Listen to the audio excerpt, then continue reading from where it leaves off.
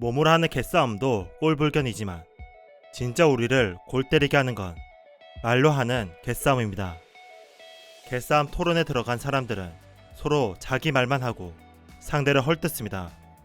어떻게든 상대방을 눌러 이기려 하고 상대방이 지적으로 부족하다는 것을 드러내 망신을 주려고 하죠. 대화는 엉망이 되고 품격과 교양은 사라지고 맙니다. 가치관, 정치관, 종교관이 다른 사람과 이야기하기란 원래 쉽지 않습니다. 세상은 점점 양극화되어 대화는 더 힘들어지고 있습니다. 진보주의자와 보수주의자, 종교신자와 무신론자, 남성과 여성이 서로 싸우고 있죠. 하지만 대화가 필요한 순간이 있습니다. 상대가 나에게 싸움을 먼저 걸 때가 있는가 하면 상대방이 극단적인 신념으로 잘못된 행동을 하고 있어서 그 신념에 의심을 가지도록 유도해야 할 때가 있죠. 어떻게 하면 개싸움으로 이어지지 않고 품격을 지키면서 상대방과 생산적인 대화를 할 수 있을까요? 어른의 문답법은 그 방법을 알려주는 책입니다.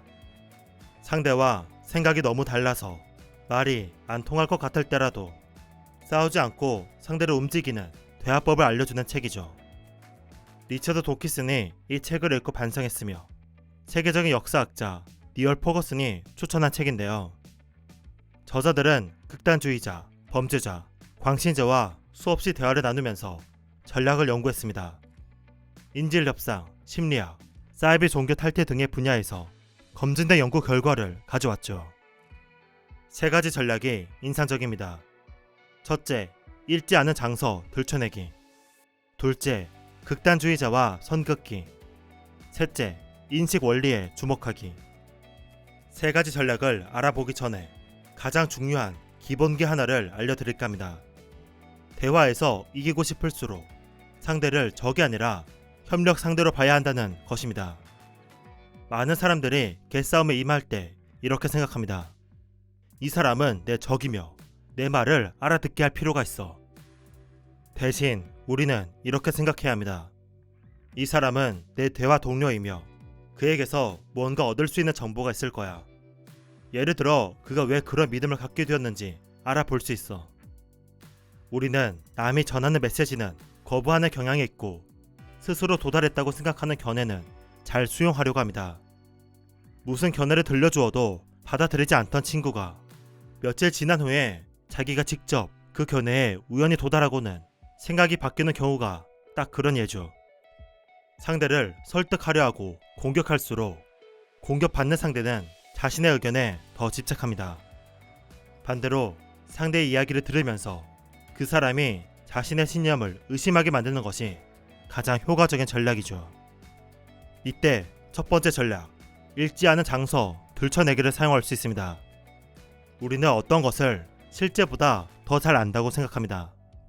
인류의 지식이 모여있는 도서관에서 책을 빌린 뒤 읽지도 않고는 그 내용을 알고 있다고 생각하죠. 실험 참여자에게 수세식 변기의 작동 원리를 설명할 수 있는지 자신감 정도를 물었습니다. 그 뒤 실제로 수세식 변기의 원리를 최대한 자세하게 설명하려고 요청했습니다. 대부분이 제대로 설명을 하지 못했고 그제야 사람들은 자신이 매일 사용하는 것의 원리를 모르고 있다는 것을 깨달았죠. 그 후 실험 참여자의 알고 있다는 자신감은 훨씬 낮아졌습니다. 알지 못하면서 안다고 생각하는 것, 이를 읽지 않은 장소 효과라고 말합니다. 2013년 정치적 믿음에도 읽지 않은 장소 효과가 있음이 밝혀졌습니다. 실험 참여자에게 정책에 관한 구체적인 실행 방법, 예상 효과를 자세하게 설명하게 했더니 강한 정치적 견해를 가지고 있던 사람이 온건한 견해로 선회했습니다. 상대가 빌린 지식에 의존하고 있다는 사실을 깨우치게 해보세요. 자기가 잘 모르고 있다는 것을 깨닫게 하는 것입니다. 우리는 그저 상대의 말을 듣는 것뿐이기에 상대는 방어의 벽을 낮추고 설명할 것입니다. 근거가 부족하다는 것을 스스로 깨닫기 때문에 생각이 바뀔 가능성이 높아지죠. 가장 좋은 건 먼저 본보기를 보이는 것입니다. 예를 들어 불법 이민자를 강제 추방하는 게 어떤 효과가 있을지 모르겠어. 장점, 단점 중 뭐가 더 클까? 어떤 방식으로 집행되고 비용은 얼마나 들까? 내가 먼저 무지를 인정하면 상대방은 경계를 풀고 내 이해를 돕기 위해 열심히 설명할 것입니다. 상대가 설명을 할수록 자신이 가진 지식의 한계를 깨달을 가능성이 높아지죠. 두 번째 전략은 극단주의자와 선긋기입니다. 무슨 대화를 할 때건 의견 일치를 웬만하면 볼 수 있는 것이 있습니다. 바로 우리 편 극단주의자들이 도를 넘는다는 점을 인정하는 것입니다. 오늘날의 양극화된 사회에서는 상대방은 우리 편 중에서 온건의 입장보다는 극단주의자들이 펼치는 주장에 익숙할 것입니다. 우리 입장을 뒷받침하는 좋은 논거는 잘 모르고요. 언론이나 커뮤니티에서는 극단적인 의견일수록 인기를 더 끌기 때문이죠. 상대방은 우리 또한 극단주의자와 한 통 속이라고 생각할 수 있습니다. 이때 극단주의자와 선을 그으면 상대는 우리를 이렇게 볼 것입니다. 다른 편 사람이긴 해도 그쪽이 터무니없는 문제를 인지하고 반대하고 있구나. 광신자는 아니구나. 예를 들어 내 편의 사람 중 극단적인 사람이 폭력을 행사했다면, 사회적 혼란을 일으켜 선량한 시민에게 불편을 초래했다면, 철없는 아이처럼 때를 쓰면서 비난만 하고 있다면 그 모든 행위에 선을 그는 것입니다. 극단주의자의 그런 행동에 반대한다고 말한다면 곧바로 상대방에게 공감과 신뢰를 받을 수 있습니다. 그렇게 안전한 합의점을 만들어 놓고 나면 더 깊은 대화로 나아갈 수 있죠. 세 번째 전략은 인식 원리에 주목하기입니다. 그걸 어떻게 알게 되었을까? 이를 인식 원리라고 합니다. 우리는 상대방의 결론보다 그 사람의 인식 원리에 주목해야 합니다. 예를 들어 철수가 낙태는 살인이다 라고 주장한다고 해봅시다. 흔히 우리는 철수의 믿음 자체를 놓고 논쟁하려고 합니다. 이때 철수는 방어적인 자세를 취하며 자동적으로 반론을 꺼내듭니다. 대부분의 사람들이 입이 아프게 반복하는 논거를 가져오겠죠. 대신 우리는 이렇게 물어야 합니다. 너는 어떻게 해서 낙태가 살인이라는 의견을 갖게 되었어? 그러면 철수는 자신의 신념이 위협받지 않기에 방어의 벽이 낮아집니다. 어떻게 자신이 그 결론에 이르렀는지 설명해 주겠죠. 철수가 인식 원리에 대해 말을 많이 할수록 읽지 않은 장소가 드러날 것이고, 더 구체적으로 물어볼수록 철수는 자신의 논리에 허점이 있다는 것을 본인이 깨달을 수 있습니다. 만약 철수가 나름 인식 원리를 잘 설명하거나 전문가라면 그 또한 좋습니다.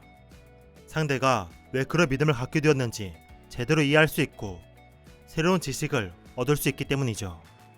다음에 비슷한 주장을 접할 때면 더 잘 대처할 수도 있고요. 어쩌면 내 신념을 바꿀 수 있을지도 모릅니다. 어른의 문답법은 나쁜 것을 나쁜 것임을 알면서 원하는 사람은 없다고 말합니다. 누구나 선을 추구하려는 마음을 갖고 있죠. 나와 다른 편이라 해도 그 사람은 그 사람 나름대로 좋은 사회를 만들기 위해 그런 믿음을 가지고 있습니다. 생각이 다르다고 해서 상대를 악하거나 무식하다고 생각하지 말고 그저 나와 다른 시각으로 문제를 보고 있는 사람이라고 생각해보세요. 상대방의 의도는 당신이 생각하는 것보다 더 좋을 것입니다. 적이 아니라 대화 동료라고 생각한다면 의미 있고 생산적이면서 품격 있는 토론을 나눌 수 있을 겁니다. 단, 소셜미디어에서는 논쟁을 거는 것이 좋지 않다고 책은 말합니다. 공개된 대화에서는 자존심이 걸려 있어서 사람들은 자기 생각을 바꾸는 것을 패배라고 여깁니다. 그래서 온라인상의 토론은 개싸움으로 이어지기 쉽죠. 우리 개싸움이 아닌 품격 있는 생산적인 논쟁을 나눠봅시다. 체크림이었습니다. 감사합니다.